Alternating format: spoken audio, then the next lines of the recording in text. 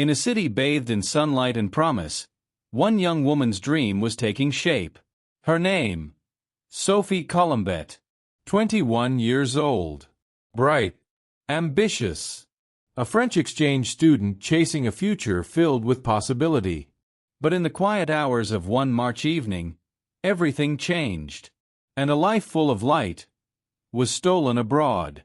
Sophie was born in France, in a small town where cobblestone streets met laughter and family warmth. Her parents, proud and gentle, raised her to believe the world was vast and kind. Friends remember her as curious, the kind of girl who would ask questions until she understood everything. She dreamed of traveling, of studying abroad, of seeing the world from beyond her own window.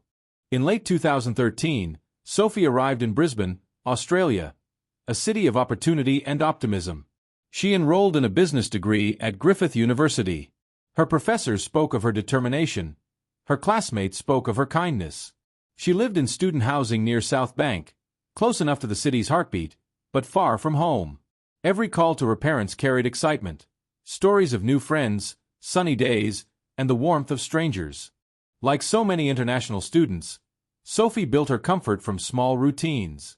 A morning walk, coffee from the same cafe, study, laughter, and quiet nights under the Queensland stars. But in the safety of routine, danger often feels impossible. On the night of March 27, 2014, Sophie left her lecture, as she had countless times before, and began her walk home, through Kurilpa Park, a route she believed was safe. What happened next would send shockwaves through the city, and echo across oceans.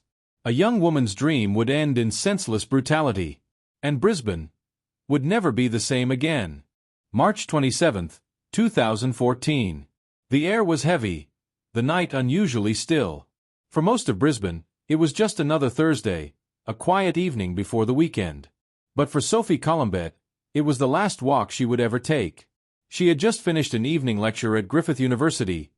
Tired, but content. The walk from the campus to her apartment took her across the Goodwill Bridge, past the Brisbane River, and through Kurilpa Park, a route she knew well. It was a short walk. Familiar. Safe. Or so she believed. Somewhere between the laughter of the city and the solitude of the park, something terrible happened. Witnesses nearby would later recall hearing faint screams, but none could say from where. The rain masked everything, every sound swallowed by water and wind. When Sophie didn't return home that night, her friends assumed she had stayed late. But as the hours passed, and the sunrise came without her, Brisbane would awaken to horror. At 7 a.m., March 28th, a jogger passing through Kurilpa Park stopped beneath a small wooden gazebo. There, lying motionless on the cold concrete, was the body of a young woman. Her face was covered, her belongings missing. It was Sophie. Police arrived within minutes. The scene was brutal, so violent that even seasoned officers struggled to speak. Brisbane, a city known for safety, warmth, and sunshine, now stood still in disbelief. Detective Tony Thompson led the investigation that morning. The evidence told a grim story. Sophie had been beaten to death with extraordinary violence.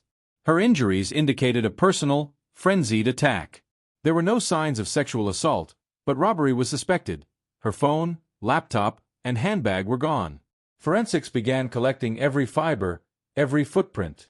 They hoped for a clue, a single thread that could unravel the nightmare. Within hours, Sophie's name filled every news broadcast. French student found murdered in Brisbane Park. For locals, fear spread quickly. How could something like this happen here? For Sophie's family, 15,000 kilometers away in France, the phone call shattered their world. Her mother's cries echoed across the line, disbelief turning into grief. The city that once felt so safe was now shrouded in unease.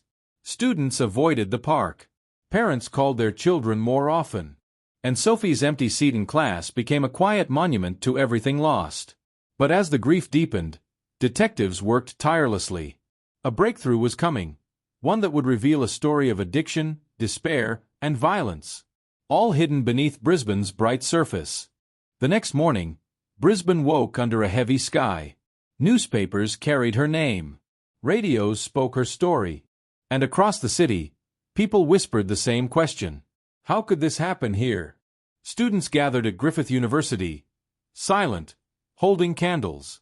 Professors, too shaken to teach, stood together in disbelief. The French consulate released a statement, calling Sophie's death a tragedy without reason. In France, her hometown church rang its bells. Her family wept, oceans away from the place their daughter's life had ended. Behind the scenes, detectives worked around the clock. They retraced Sophie's final steps, from the lecture hall, across the Goodwill Bridge, to the park where her body was found. CCTV footage offered fragments of truth, blurry shapes in the rain, unidentifiable faces passing through the night. Then came a clue. Police found a discarded shirt near the riverbank, torn, soaked, and stained with blood. Forensics confirmed it was Sophie's. And on it, traces of another person's DNA. Whoever had taken her life had left something behind. As the investigation deepened, Brisbane's calm dissolved into fear. The media flooded every headline. Some called it a tragedy. Others, a warning. Women began avoiding the park at night. Joggers changed their routes. Parents begged their children to stay home after dark. The city that once glowed with light now felt shrouded in unease. Yet amid the chaos, Sophie's story became more than a crime. It became a symbol, a reminder of how fragile safety truly is. Days turned to weeks. Then, a match. The DNA found on Sophie's belongings matched a man already in the system.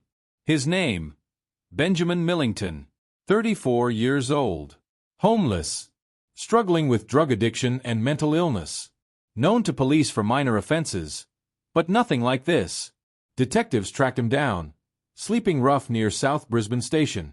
When questioned, he denied everything. But the evidence would tell its own story.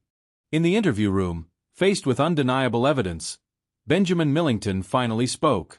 He admitted to attacking Sophie, said he'd been lost in a haze of drugs, paranoia, and rage. He claimed he never meant to kill her. But his actions left no doubt. A brutal, senseless beating had ended the life of a woman who had harmed no one. When police left the room that night, the silence was deafening. The case had its suspect. But for Sophie's loved ones, there would never be closure. Only the unbearable truth. Weeks after Sophie's death, the people of Brisbane gathered at Kurilpa Park.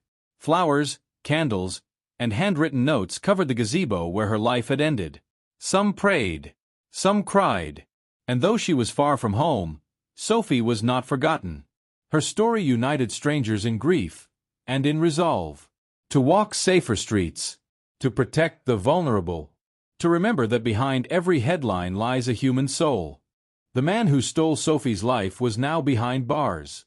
But justice is more than a conviction. It's a reckoning, a question of how society allows such darkness to grow in its shadows. And when Sophie's case reached court, that reckoning began. Brisbane's reign has stopped now, but the silence it leaves behind feels endless. A city has lost its sense of safety. A family has lost their daughter. And the world has lost a gentle light that once burned so bright. Sophie Collombet came to Australia chasing dreams of learning, of laughter, of life. She found kindness in strangers, peace in study, and hope for a future she would never see. In her absence, we are left to ask the questions that never have answers. Why do monsters walk among us? And how do we keep the light alive when darkness takes so much? As candles flicker in the rain, and her story echoes across 2 continents, one truth remains. Sophie's life was not defined by the night she was taken, but by every heart she touched before it. This is not the end, because even in death, her story still speaks. Join me in Part 2, The Reckoning, as we follow the search for justice, the courtroom battles, and the legacy Sophie left behind.